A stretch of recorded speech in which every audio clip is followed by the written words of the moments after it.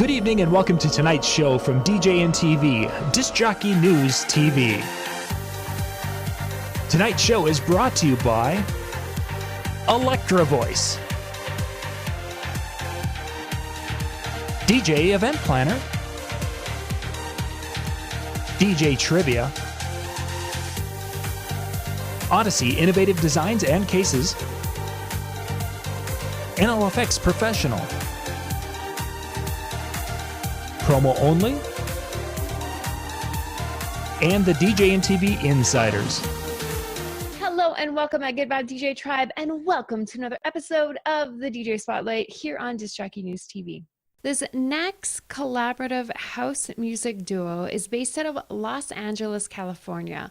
From staff picks to Beatport charting tracks, Arnold and Lane are some seriously strong newcomers in house music with releases on Tons and Tons, Audiophile XXL, Brash Beats, My Techno Weighs A Ton, OKNF Collective, and Hood Politics Records, with many more rolling out in 2019, pushing the limits of house tech, bassline, and booty. You'll want to follow what these two are doing in the new year.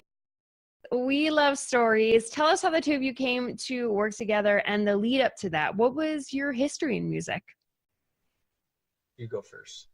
Well, let's see. Where we met, we met in the workplace. We used to work for a online vape company. So we would sit in the office and pack orders all day. And we kind of like became friends by like, we're sitting there packing orders, and then like it got thrown around like, oh, you DJ? And then he was like, oh yeah, me too. And then like we put on and we bumped music, and one of us put on like night bass, and we were all like, oh, you like night bass? And that was it. So like over that like year, you know, we worked together, and I think we tried to get together a couple times and make music, and it was like dog shit.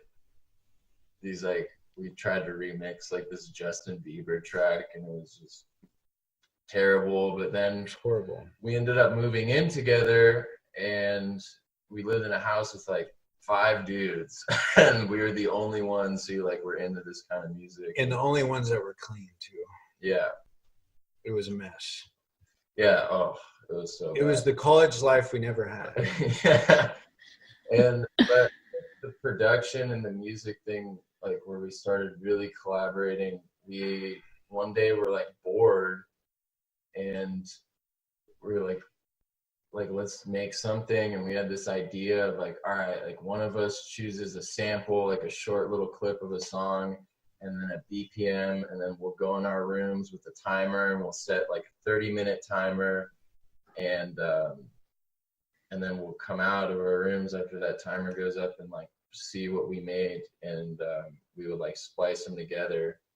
And that was kind of how we started creating together. It was like a little challenge to kind of push ourselves creatively, and I think from there it was like one day like, let's make house music, you know? Yeah. I think he like sent a track to Audiophile XXL, and that was kind of what kicked it off once they signed Oof. That was like our first track signed with them. Yeah, I remember when we did that, we were like, we were like screaming like little girls. Like in our room, our roommates were like, what's going on? We just signed a track. Yeah, we made a lot of bass music.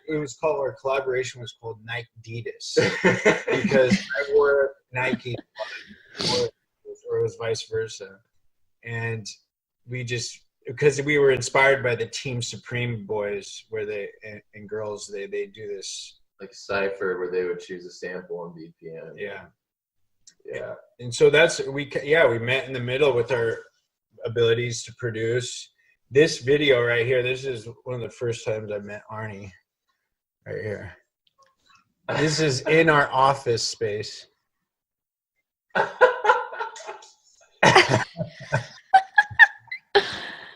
That's amazing. I saw that he got good dance moves, so I thought it was only right that we became friends from there on out. But yeah, what else? And that's kind of like our, yeah. I mean, from there, like, you know, we ended up moving out of that college house and got our own spot, and I think that's definitely where like things started blossoming, is once we got out of that environment, for sure. Yeah, we moved into like a more intimate like apartment where we could focus more on production, because we were starting to make, once we signed that track, we were like, all right, this is it. You know, we want to take like really, seriously. yeah, we really want to make music a lot. And so our roommates in the beginning are like, yeah, by all means, make music. But I knew in the back of my mind, I don't think you understand what this is. A loop or a little sound playing repetitively over and over and over again. And we literally drove them up the walls. And then what really was like, what was the defining moment of us moving out was like the neighbors started to complain because we put our studio in this little like sunroom area and it wasn't insulated really well. And so the neighbors complained once, and then that our roommates were like, that was their excuse to be like, yeah, no more. Yo, I'll never forget the day I was like producing in my room, and one of them texted me, hey, can you come out in the living room really quick? And they're like, can you turn your music down? I'm like, oh yeah, for sure. And they're like, forever? And I was like, he was just like, I remember he was so distraught. He was brokenhearted. I kind of thought, I was expecting it at some point. Because realistically, if I didn't make music, I wouldn't want it. Like 24/7. Yeah, it's like annoying. the same song over and over again. So yeah, we moved out. Yeah, we moved out. It's just much better now. Yeah. We've lived together though now for like 2.5 years. It's crazy. And you're making it work. That's so fantastic. It's pretty, I love the way that you two have met. And it kind of seems like you knew the friendship was going to happen once you saw those dance moves. Hey, you're like, I love this Joker. He's a weirdo, just like you. Yeah. That'd be weirder than me. Shit. Totally. No, yeah, I definitely. And some of my best friends are the weirdest humans, and nobody but us gets each other. So that's right. It works. I love it. So y'all are obviously doing, well, in my eyes, doing amazing, charting on Beatport, releasing music on like some serious labels, yet like if people went on their Facebook, they'd be like, what? How do these guys only have like less than 200 people following them? Because their music and their releases are phenomenal. So I'm super curious from your point of view, because like we know that number is going to grow, especially as you continue to gain success and more people get to know who Arnold and Lane are. Can you tell us why you think people should switch their focus and stop worrying about likes on social media? Yeah, I mean, we're relatively new. Like we still are like babies. I mean, we're newcomers. It's been a year. Yeah, it's really only been a year, and our focus obviously isn't the promotional side, because you got to have the good product first, and like we're really trying to just hone in on that. And I don't know, I wish people focus more on the music, because promo on freaking Instagram and Facebook is exhausting. It's like it's so annoying. Like I'm on my phone all day because you have to create that social media presence. Like you have to interact and you have to support everybody else, and it's just part of the game. And it is what it is, I guess.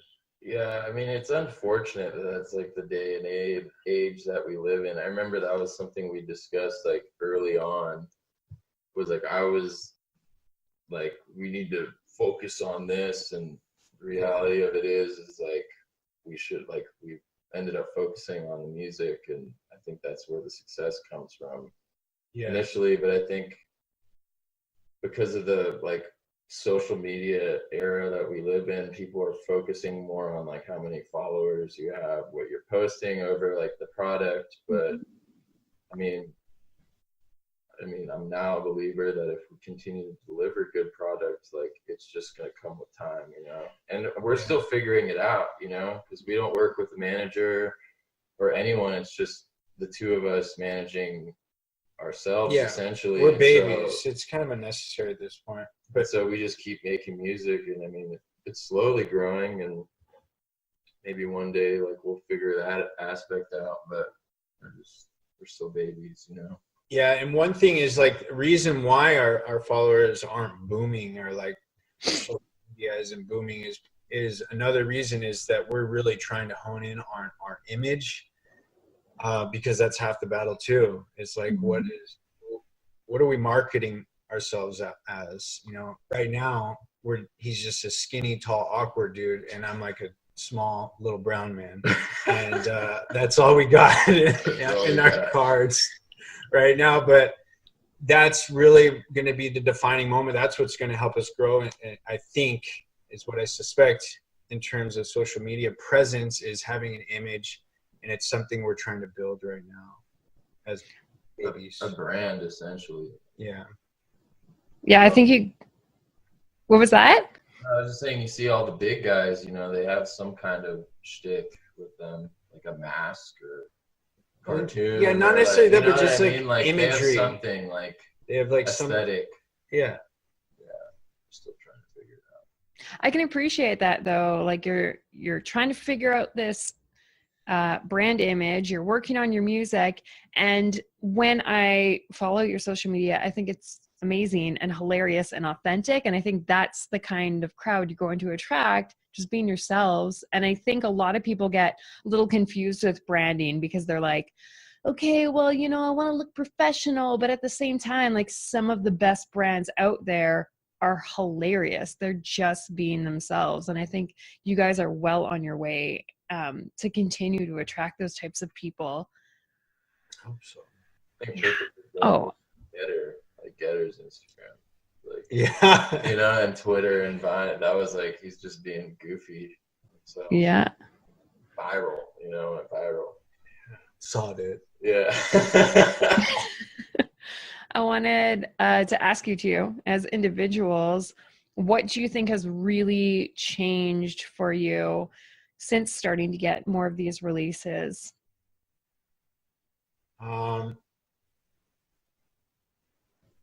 As individuals or just as artists? Or I mean, it could be both, right? Well, one thing for me, like for over a decade, like I was DJing professionally when I was like 16 years old, and then naturally it came with like, oh, I want to be a music producer. And he's been in music school for like a long time ago too, and it's always been a dream of ours. And all I wanted to be considered as was an artist. Like, I just want to be like, oh yeah, he's an artist. And I don't know, for some reason that title, like signing tracks to like these labels is like, now I can identify as an artist, and like that for me, that's like really empowering and special to me, because it's been a dream for a long time, probably like over like 15 years. And I was always just a little boy, like playing on his computer with like these big dreams, and it never really became something until we signed that first track. And then it really was like, okay, we got to follow up with something better. And the motivation kind of was there. Yeah. I think for me, I don't know what's changed. And I mean, yeah, the motivation definitely changed, because like, I don't know, he definitely had more of the skills like starting off, you know, like production wise, because I was pretty new in the game when we started, and he'd been producing for years, and I kind of just got started with Ableton maybe like, it was like 2 years before we even had that first release. So I was still even more of a baby in that sense. And then once we started signing tracks, it was like, I think the pressure like was on for me to learn more. So like that helped, you know, it was like a push to like really hone down on like what we're doing, because it's like the collaborative effort, and like one of us can't be just fucking sitting back doing nothing. And you know, and it's humbling too, because like I think I still kind of feel like a kid in his bedroom making music, you know. But then again, like, we go online and we see stuff's charting on Beatport, and like, I don't know if it still hasn't hit me yet that I'm like, this is like, it's almost like not real, you know. But it's definitely like humbling when, you know, we have people hitting us up and like, oh, we love your music, and I'm just like still blown away by it. So I don't, you know, I think staying in that like attitude of gratitude, as they say, is important. And, Attitude of gratitude. I love that. Attitude of gratitude. like, we come from like just DJing and produce, because like I was DJing longer than I was producing, so like basically just dicking around in my bedroom to like now people are hearing our music. It still trips me out. One thing I think is amazing, like as an individual personally for me, is being a part of this community, this worldwide community that are so chill. Like these guys are so fun and so nice, and like they welcomed us with open arms, and I don't know, it's just a fellowship that's really cool to be a part of. And it's always like, I always wanted some kind of like belonging somewhere, like whether it be a club or a movement or just, I don't know, just something. And it's a sustainable movement as long as you keep working and stuff. These people are willing to support, and I think I'm looking forward to the friendships that we're going to create down the line, you know, for a long time. So Yeah, there was a few things that you said there that really stood out to me. Well, one, Taylor, you've been doing this like for 15 years. So it's so interesting because people will think overnight success, like I've never heard of this person before, and then suddenly all this music's coming out and you're like, well, actually I've been working at it for years. And Arnie, what you're talking about, how like one, getting this release is motivation for you because it's like, oh my gosh, Kayla, yeah, okay, let's keep working on this. But also like the two of you, your commitment towards it, not only working on music, but you live together and you're consistently growing and learning from what you're doing. I think that's incredibly inspiring because, you know, people can be producing for 2 years, but they're not necessarily that dedicated to it, right? They're not spending those hours. Yeah. It really, like, we had to start working like tenfold because I realized like this, it's kind of a make or break thing. And it's go time, you know, and I don't want to miss the bus, you know, because and competition is fierce. I mean, yeah, that's something that was told to me like early on, and when I was in school, and they were just like, you know, you need to keep working because there's going to be some dude, like you take a month off, you know, there's going to be some dude that comes through who's been producing for 5 days, you know, and he's just and naturally he's talented. going to take your place like that. And there's so many other people, you know, like it's like in this day and age in the bedroom producing world, there's like everyone makes house music essentially, you know, like there's so many people. But it is all around the basis of fun. Like if it's not fun for us, we're not doing it, you know. So it is kind of fun, like kind of having that like that threat, like, oh, you're gonna be taken over by somebody else. It's like it gives you that motivation, you know, to hold your position in the community and to keep making music. I like that. I can appreciate that you using it as motivation to keep moving forward. Yeah. So my question to kind of follow up with that is, what have you two envisioned for your future plans, and how important do you think it is to plan for your future, and why? Remember, we used to like Arnie, like in the beginning, like after we first signed that track, he like wrote out a spreadsheet and it was like, we need to follow this 6-month plan. If we follow this, then we are guaranteed to like take it to the next level. We just didn't follow it at all. Because you can't, in music, you can't, I mean, you can, sure, you can treat it as a business and take like I don't know, have goals and stuff. But I don't know. I guess for the long run, like what we see, we just want to keep coming out with music consistently. And I mean, a dream of mine, I want to tour like the world, like that's a big thing, because we play a lot of shows out in California, and we recently went down the coast a little bit and did that, and that was fun. But like, I mean, that would be, I think, something really cool, is to like go to London or France or all those spots and do shows, and that's definitely a dream. And go international. Yeah. We're just like frothing at the mouth. Like Spain, because those guys are insane with the house music. Yeah. We're going to have to hook you up with some people here in Canada. Yeah, please. That'd be good. Promoters, listen up. That's right. These guys. Yeah. Definitely tour, like to be able to travel and get paid to play your music is pretty cool. So, yeah. And to hone in on some kind of like aesthetic image would be good for the future. But I think in terms of like planning, it's good to have like an idea of like what's going on, but I feel like, everything's going to work out the way it's supposed to in its own sense, and we've kind of just been rolling with the punches in that way. Is that with our career, or whatever you call it, everything's kind of just falling into place as long as we keep putting in work, and that work is just sitting in the studio essentially, and everything else has kind of been falling into place. So I mean, I think we have faith that if we keep doing that, like, success is going to keep coming, Yeah.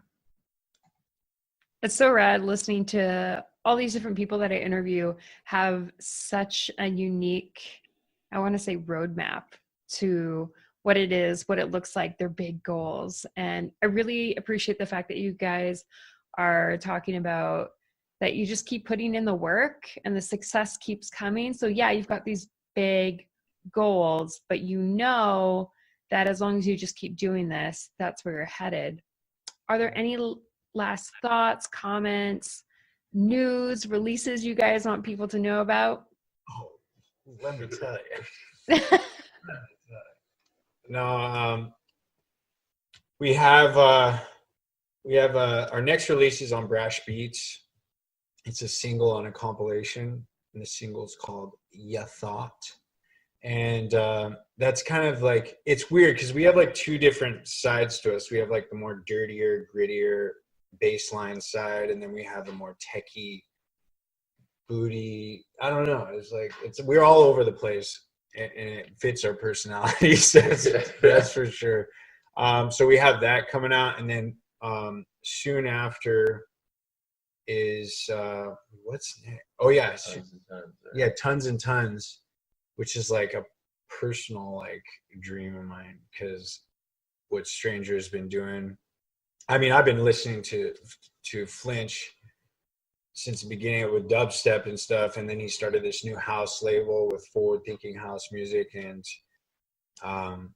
that's just, I'm so excited for that one. That was December 4th? December 4th, yeah. December 4th. That it's an EP with tracks called Commas and Wonder Drug, and keep a lookout for that. And there's also, next is the Audiophile compilation. We're like the seasoned guys. We always try to get on their compilations because Audiophile holds a place in our heart for sure, because they're the first ones to believe in our sound. They're the first ones who sent the Bodhi Collective imprint, and then XXL were the first two contracts we signed. Yeah, so we really want to make a point to be on all their compilations, and then maybe a EP when we get good enough. We're not there yet, but yeah. So that's coming out. It's called a track called "Doing Your Best," and after that is my Techno Weighs A Ton. On my Techno Weighs A Ton New Year's compilation with a track called "Shake," and then what's after that? There's an upcoming House of Hustle release, but release date to be determined. April. Yeah, it's way down the But road. we don't have an exact date on that one. But I forgot to ask you guys, how did you link up with Only Killers, No Fillers? Oh, the homie. Yeah. I guess we send them a bunch of. I think we sent them like a handful of demos, and they just didn't really they didn't really respond because I think we needed some more work. And then finally, we sent them an EP, and they liked it.